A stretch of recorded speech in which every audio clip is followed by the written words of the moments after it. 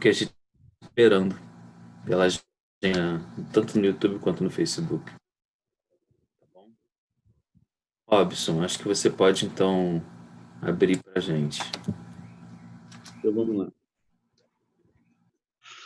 Olá, querido amigo, bom dia. Mais uma vez, estamos aqui cedinho para nos encontrarmos juntamente com Cristo, nesse nosso amanhecer com Deus. Tem sido muito bom essa semana. Eu tenho certeza que as coisas já têm modificado na vida de cada um de vocês. Porque quando nós nos aproximamos de Deus, eu tenho certeza que as coisas vão modificando. Os meus dias têm sido melhores, tenho sentido a presença de Deus, e eu tenho certeza que as nossas orações vão ser atendidas e já têm sido atendidas. Está diante de nós aí um período de evangelismo e nós precisamos de um preparo. É por isso que nós estamos aqui nesse propósito de acordar nesse horário para juntos orarmos e pedirmos a Deus poder dos altos céus. Eu tenho certeza que Deus irá agir na vida de cada um. E agora nós vamos ouvir uma música, nossa música tema. Depois nós vamos nos dividir em salas especiais para estarmos orando uns pelos outros. Que Deus possa abençoar o seu dia.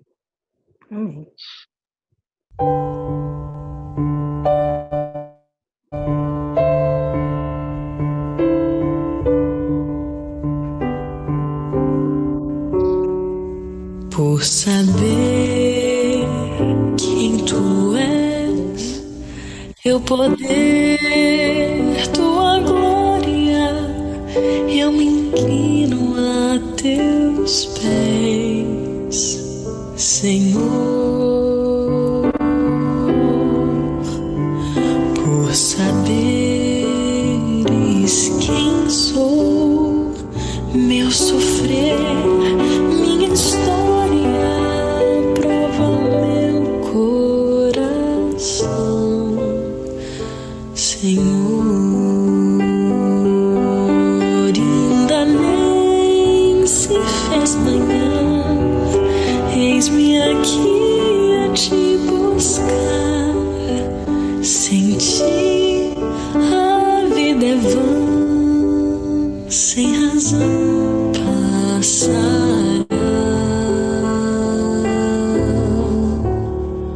Madrugada foge o sono, e é tão bom saber que estás aqui, Senhor.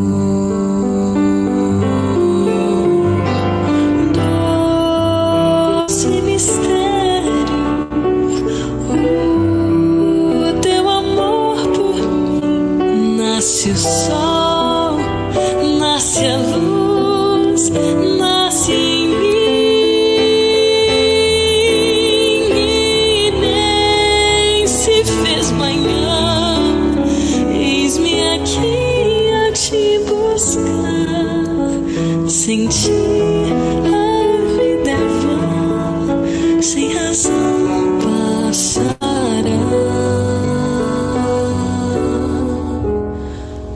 Madrugada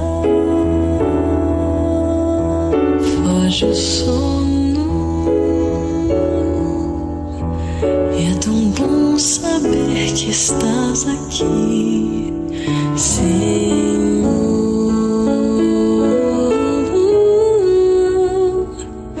E é tão bom saber que estás aqui, Senhor.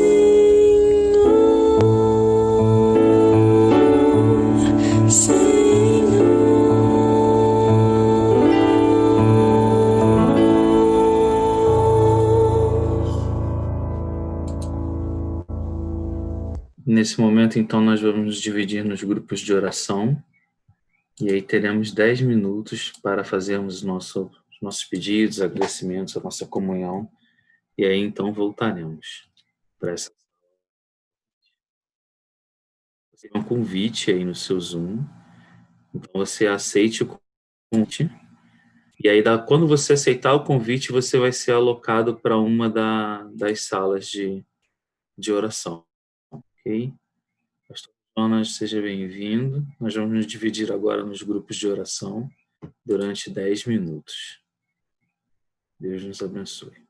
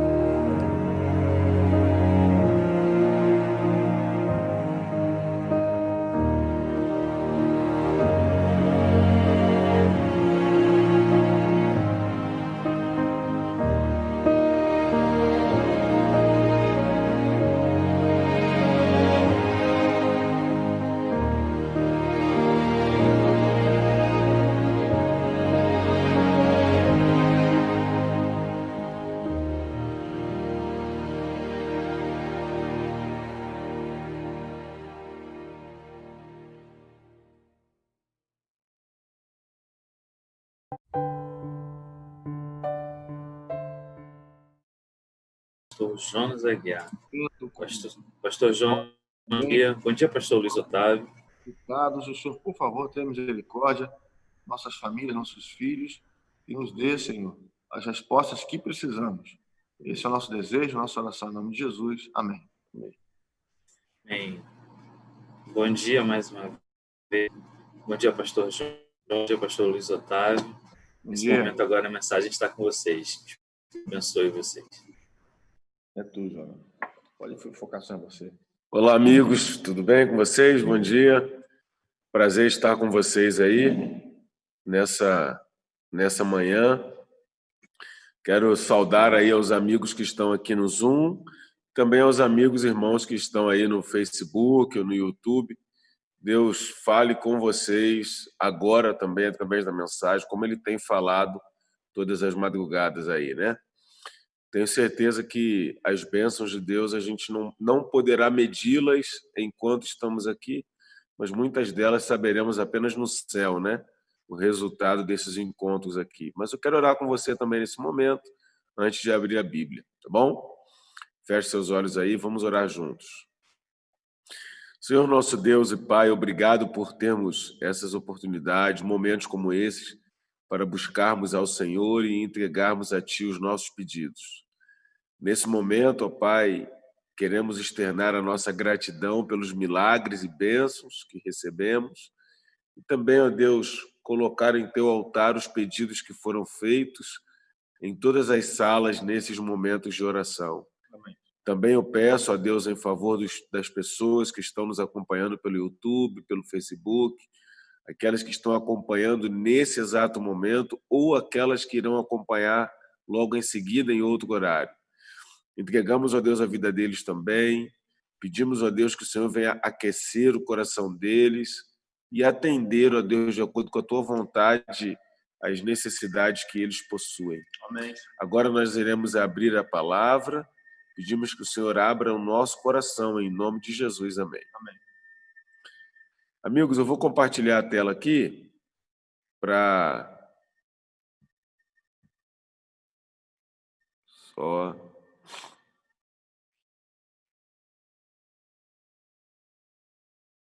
Aqui embaixo, né?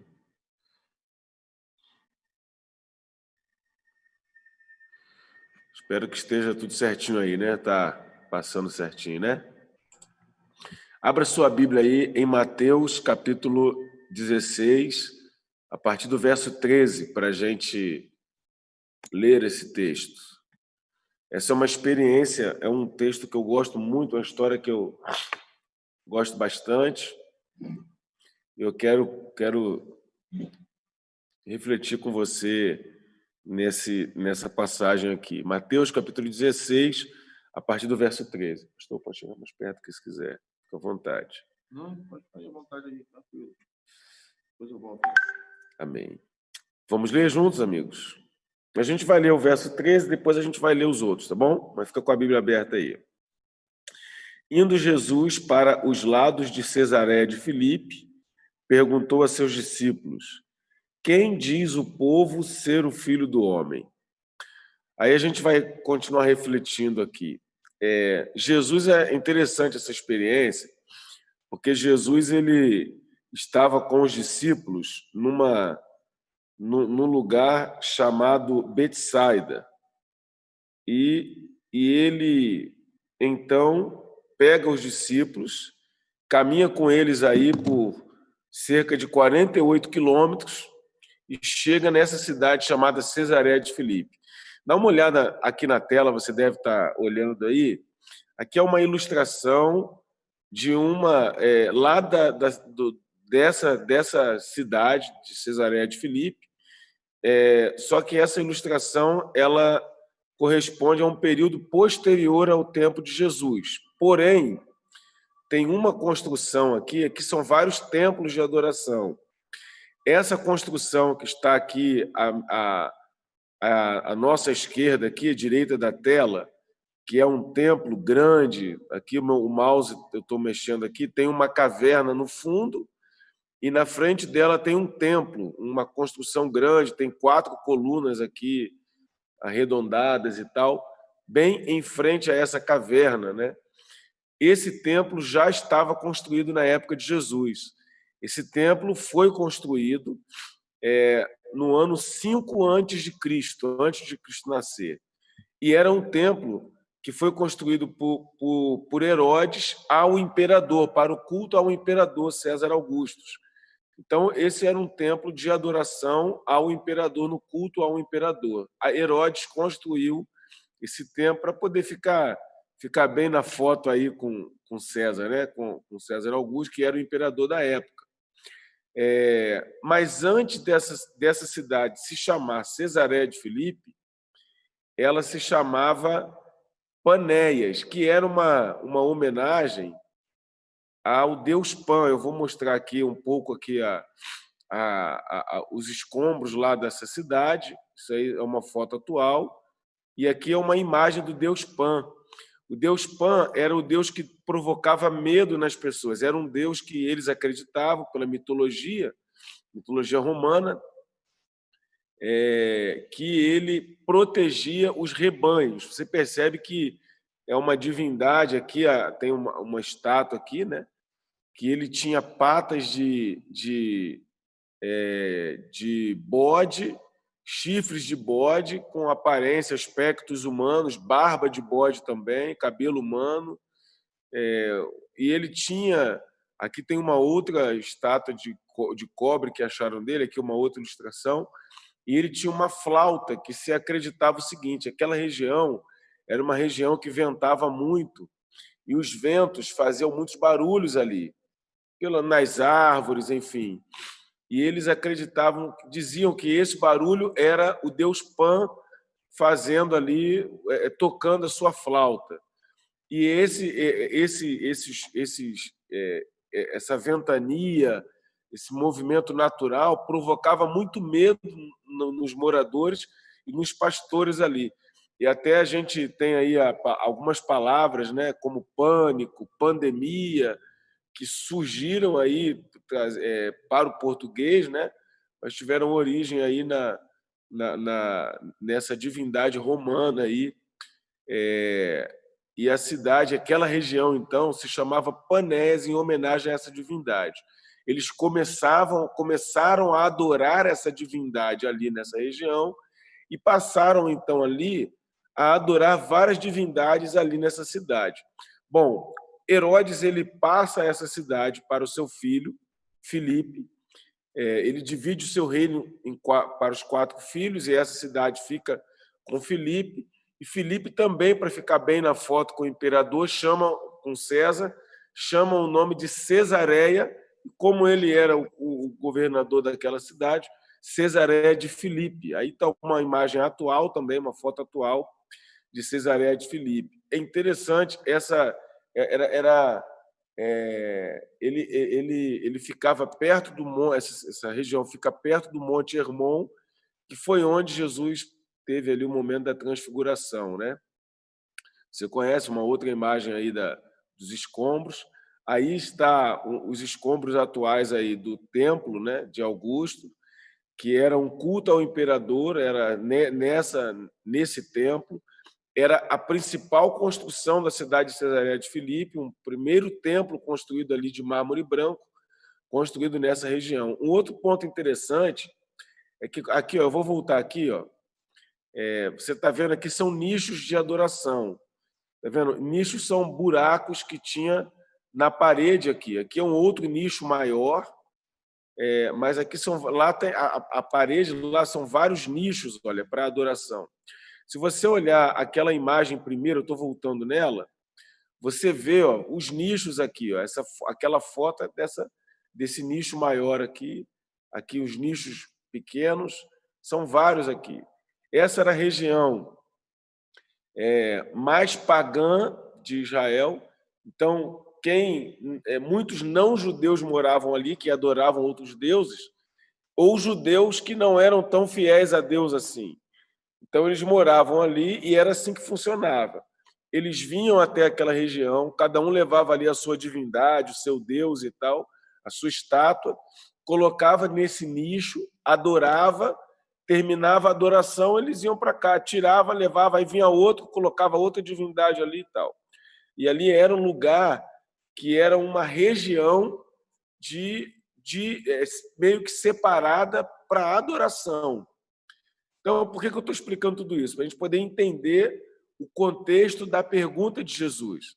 Porque Jesus estava em Betsaida com os discípulos, ele anda, como eu falei, quase 50 quilômetros, naquela época não tinha carro, você sabe disso, ele não tinha cavalo, nem mula, enfim, ele caminhou com os discípulos ali até aquela cidade. Naquela cidade, ele tem essa conversa com os discípulos, passa uma semana depois, 6 dias depois, vive ali os momentos da transfiguração, faz um milagre e eles voltam depois para Betsaida.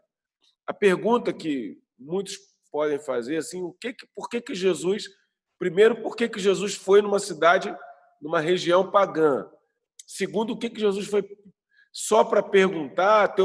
Existiam outros montes em Jerusalém, monte onde a gente conhece como Bem-aventurança, era próximo ali, aquela região de Jerusalém, bem mais perto, cerca de 7, 8 quilômetros. Quer dizer, existiam ali outros lugares que Jesus poderia ter ido, mas Jesus escolheu estrategicamente essa região e para tocar nesse assunto da divindade dele. Quando você lê essa mesma experiência em Marcos e em Lucas, a pergunta que Jesus faz é: o que as pessoas estão falando de mim? A pergunta que nós vemos em Mateus é: quem diz o povo ser o Filho do Homem? Essa foi a pergunta que Jesus fez ali. E aí vem a resposta. Verso 14.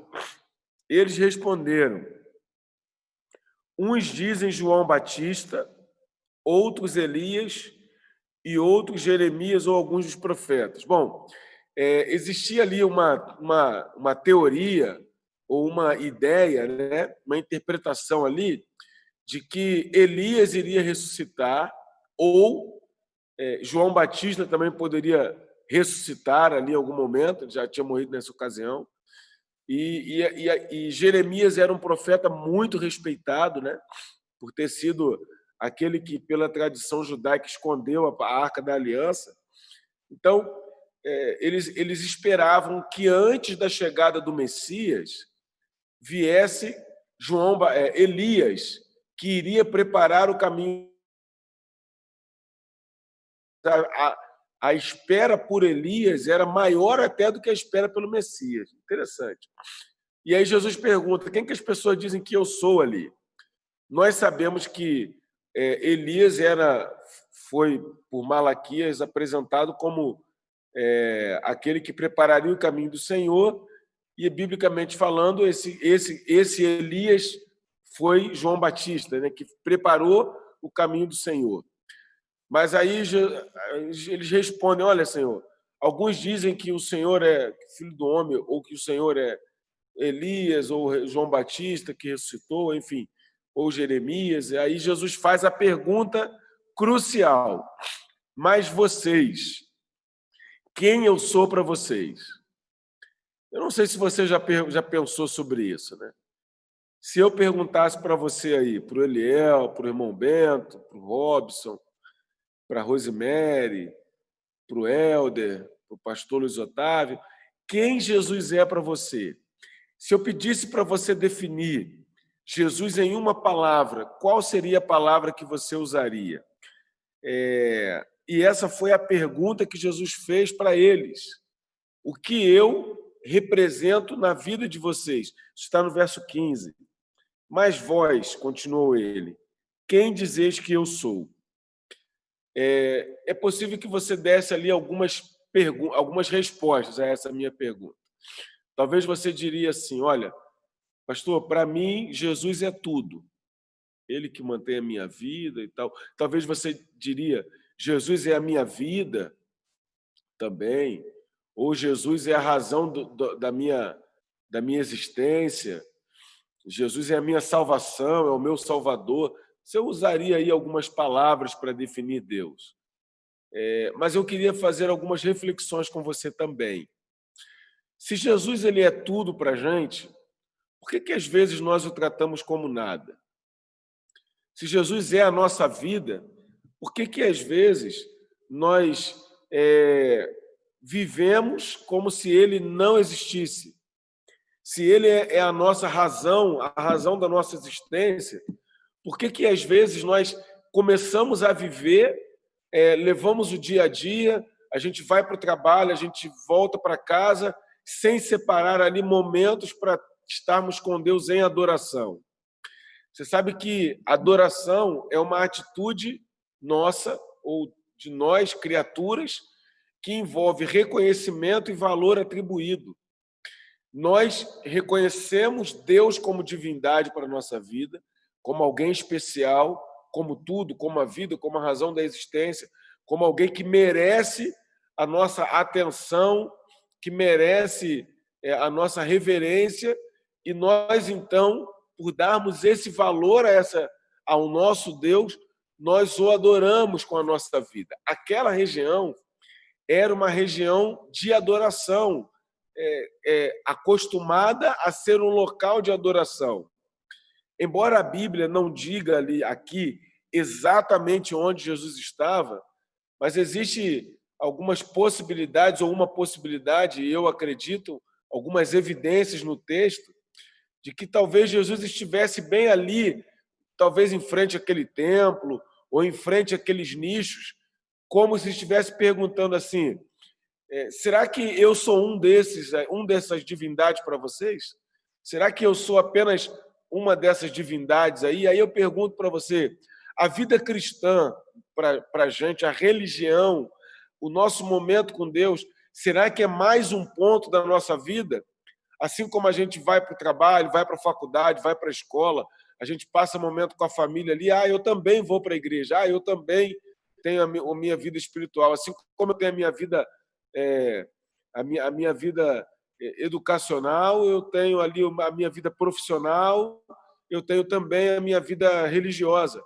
Mas a Bíblia não define a religião desse jeito. A vida cristã, ela deveria ser ali o pano de fundo que seria a base para todas as áreas da nossa vida. A vida cristã não é mais um ponto da nossa existência. Não deveria ser assim. Na verdade, o nosso relacionamento com Deus ele deve ser a base, ele deve ser o pano de fundo que define ou que modifica a nossa forma de encarar a vida. Algumas coisas para a gente pensar. Como andam os seus momentos de oração? Nós estamos numa semana especial. Você tem acordado cedo, acordou às 5 da manhã para esse momento especial. Mas eu digo para você, no dia a dia, fora essa semana especial, como anda aí o seu tempo com Deus? Tem você o hábito de parar um tempo da sua vida para falar com Deus? Separar um momento para você ficar em oração? Olha, agora eu não vou orar para comer, orar para sair, orar para dormir, orar porque acordei, não. Eu vou parar só para orar, para falar com Deus, para ter um momento de conversa com Deus. Fora dessa semana, como anda os seus momentos de estudo da Bíblia? Ou o seu momento com a Bíblia se resume quando alguém abre e prega? Será que você tem o hábito de ler, de meditar, de passar tempo com aquele que é a vida para você, com aquele que é tudo para você? Como anda o seu testemunho? Essa semana de oração tem um foco: preparar a igreja espiritualmente para a semana de evangelismo. Mas se você não testemunha, se você não fala, se você não anuncia, se você não convidar os seus amigos, não adianta ter uma semana de evangelismo. A semana de evangelismo ela acontece para dar uma oportunidade de você pregar o evangelho para os seus amigos. A gente, como igreja, proporcionar uma oportunidade, um ambiente para que o Espírito Santo faça a obra. Mas se você não testemunha, se você não convida, não adianta. Como anda a sua fidelidade? Sua fidelidade nos dízimos e ofertas, sua fidelidade na guarda do sábado, sua fidelidade em tempo com Deus. Como anda você e o seu relacionamento com Deus? Pedro, ele dá uma resposta fantástica no verso 16. Você também pode ler comigo aí.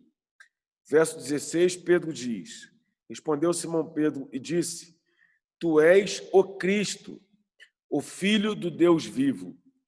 Pedro, ele faz uma declaração de que ele acredita que Jesus era, então, ali a divindade, o Messias esperado. Tu és o Cristo, o Filho do Deus vivo. Pedro faz uma das mais importantes declarações já apresentadas nos evangelhos.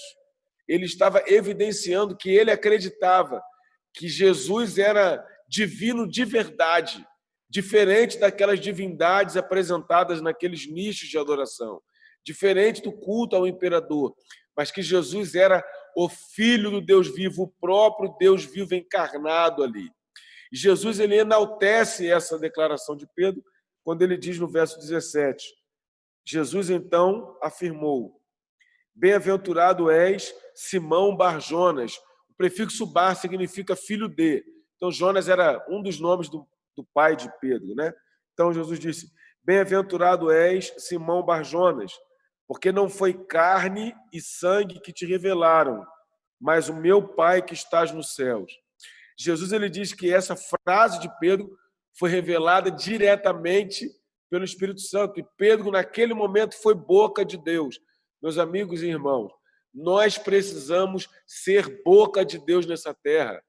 Precisamos declarar a nossa adoração a Deus. Precisamos abrir a boca para abençoar as pessoas e revelar o Cristo como Filho do Deus vivo. E aí o texto continua, no verso 18, Jesus, ele diz assim, também eu te digo que tu és Pedro, e sobre esta pedra edificarei a minha igreja, e as portas do inferno não prevalecerão contra ela. E aí vem agora uma pergunta teológica que muitos fazem, né? Que tem aí, eu vou dar 3 possibilidades. Quem é a rocha que Jesus fala agora? Quem é a pedra?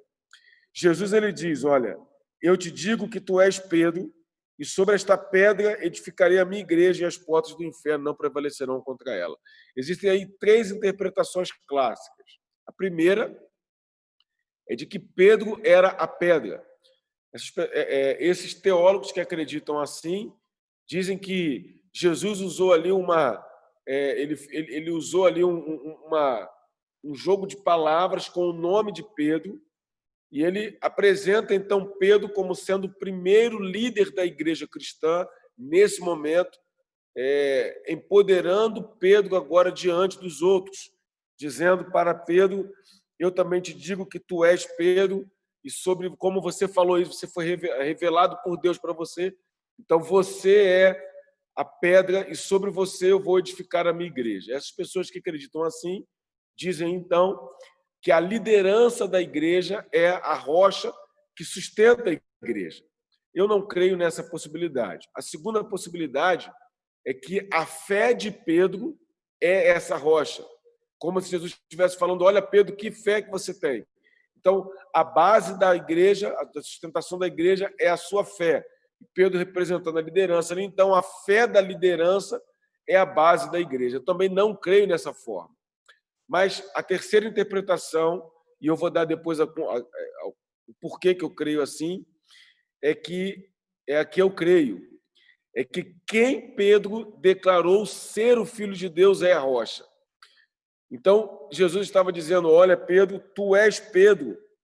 Aí no verso 18, também eu te digo que tu és Pedro, e sobre esta pedra que você disse ser o Filho de Deus, eu que sou o Filho de Deus, sobre mim está, então, será edificada a igreja, e as portas do inferno não prevalecerão contra esta igreja que eu levantarei. E é interessante, porque a Bíblia, ela identifica Cristo como a rocha em várias partes dela. Eu tenho aqui vários textos que eu trouxe para vocês. Eu tenho aqui, eu trouxe aqui Deuteronômio 32, Salmo 18 e alguns textos de Isaías, e é interessante o seguinte, que esses textos do Antigo Testamento, eles apresentam que viria o Messias, e que o Messias seria a rocha que iria sustentar o povo de Deus. Jesus ali, Pedro declara Jesus como Messias, e aí Jesus, ele, conhecedor da Escritura da sua época, que era o Antigo Testamento, ele então fala: olha, essa rocha, esse Messias que sou, serei a base da sustentação do povo de Deus. E aí a gente vê Atos, 1 Pedro, outros textos, agora do Novo Testamento, que identificam Cristo como a rocha. O próprio Pedro, em Atos 4:11, apresenta Jesus como sendo a pedra que foi rejeitada por vós, edificadores, a qual foi colocada por cabeça de esquina. E outro texto ainda, em 1 Pedro 2:6, ele diz: por isso também na Escritura contém: eis que ponho em Sião a pedra principal de esquina, eleita e preciosa, e quem nela crer não será confundido. O próprio Pedro identifica Jesus como sendo a rocha que sustenta a igreja. Cristo é a base de sustentação da igreja. Não é a liderança da igreja, não são os membros da igreja, não é o templo, a construção, o prédio. O que sustenta a nossa igreja, o que sustenta o povo de Deus é o próprio Cristo, como base, como rocha, que dá a sustentação exata para a igreja, para o povo de Deus viver aqui nessa terra. E Jesus ele usa uma outra linguagem, ele fala no final da frase do verso 18, também eu te digo que tu és Pedro, e sobre esta pedra, sobre esta rocha, eu edificarei a minha igreja, e as portas do inferno não prevalecerão contra ela. Olha só que curioso. Você viu essa caverna aí? Está vendo essa caverna? O templo ao imperador César Augusto ficava em frente a essa caverna. Lembra a imagem que eu te mostrei lá, aquele desenho? É interessante demais. Aqui estão os nichos e tal, que ela era, de forma mitológica, obviamente, né? Era um mito de que essa caverna era uma das 7 portas do inferno. Está aí o nome da caverna, né? Você pode ver aí, coloquei em cima e não vou ler para você, mas eles acreditavam que através dessa caverna o diabo entrava e saía, e ali seria então uma das 7 portas do inferno. Eu acho muito interessante que Jesus ele usa essa linguagem agora, dizendo: eu edificarei a minha igreja sobre esta rocha, e nem as portas do inferno prevalecerão. Eu não acho difícil que Jesus estivesse aí em frente a essa caverna, que se acreditava ali ser uma das 7 portas do inferno, de forma mitológica, como eu disse, né? Naquela região, era uma crença popular ali, mas é possível que Jesus tenha apontado, talvez, aí para essa caverna, dizendo para os discípulos o seguinte: olha, eu sou a rocha que sustenta a igreja, e nem o inferno prevalecerá contra a igreja que me tem como base. Amigos e irmãos, o que mantém a igreja em pé, o que manterá a igreja de pé, é o nosso relacionamento com Cristo, porque Cristo é a base da nossa fé. Sabe, nós ficamos aí um bom tempo com as igrejas, com os templos, os prédios fechados, mas nós não estávamos em quarentena como igreja, que a igreja estava viva, reunida no Zoom, orando, cada um na sua casa. A igreja estava presente ali, se reunindo, arrecadando alimento, ajudando o próximo, ajudando o necessitado, buscando, atendendo aquele que estava precisando de apoio emocional, ligando uns pelos outros. Nós, como igreja, continuamos de pé. Sabe por quê? Porque Cristo é a base da nossa fé. Agora, aqueles que não têm Cristo como base, aqueles que não investem no relacionamento com Deus, a fé naufraga, é questão de tempo. Por isso, amigos, eu pergunto para você: como anda a sua comunhão com Deus? Porque não é a sua frequência à igreja. As igrejas, os templos voltaram, os cultos públicos voltaram, mas não são os cultos públicos que irão fortalecer a sua fé. Não é a frequência à igreja, o pequeno grupo, a comunhão, que são momentos importantes na nossa vida, é verdade, mas não são esses momentos que irão sustentar a nossa fé espiritual, que manterá a gente de pé, e que nem as portas do inferno prevalecerão contra a nossa fé, se nós estivermos de verdade depositando a nossa confiança em Cristo Jesus. Sabe, amigos, a promessa de Jesus é que a igreja será vitoriosa.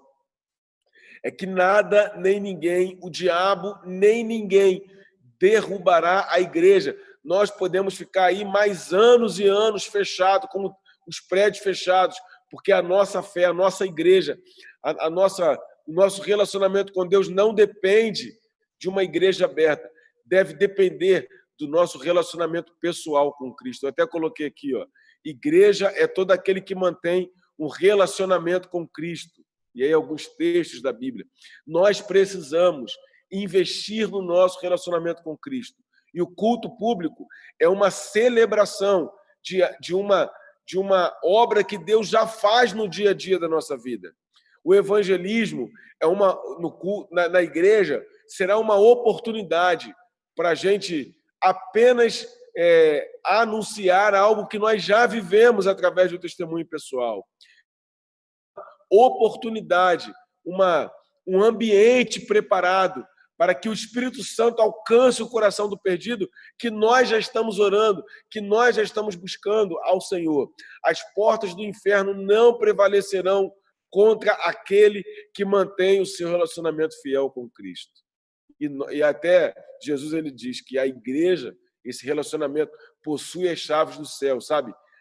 Nós temos a oportunidade de investir em nosso relacionamento com Deus. E aí sim, permanecermos de pé, mesmo que venha outra pandemia, mesmo que enfrentemos dificuldades, mesmo que enfrentemos problemas, mesmo que a gente caia, que a gente fale, que a gente venha pecar em algum momento, mas mantendo firmes o nosso relacionamento com Deus, nós somos erguidos pelo Espírito Santo.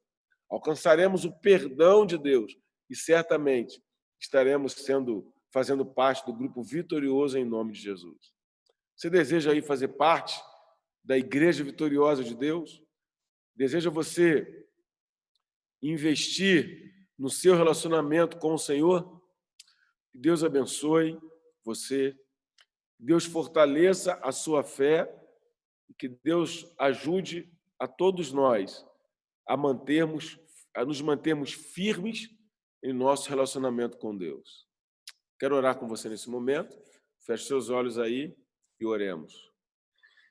Senhor, nosso Deus e Pai, muito obrigado pela oportunidade de estudarmos a sua palavra e de lermos aqui, ó Deus, que Cristo Jesus foi a promessa cumprida, o Messias prometido, aquele que nos livrou do poder do pecado, que é a base da nossa fé, Pai, porque Jesus Cristo é aquele que sustenta